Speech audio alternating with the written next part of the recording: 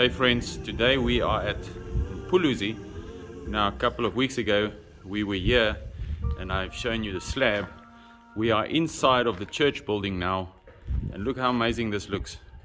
We are almost completed and the community is super excited to be here, and look at this amazing place that God has provided for us.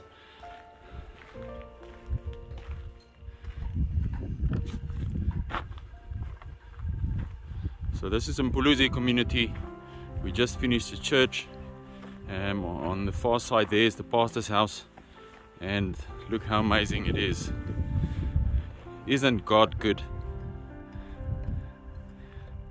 There you will see Mpuluzi Primary School. You can see that the pastor's house is almost totally complete, and just need to do a little apron and the veranda.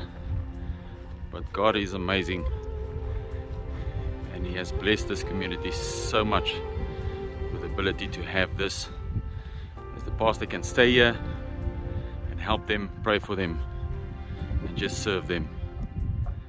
Isn't God good? We just want to thank you for your prayer, for your support, and please continue to pray for this community, because God will do great things here.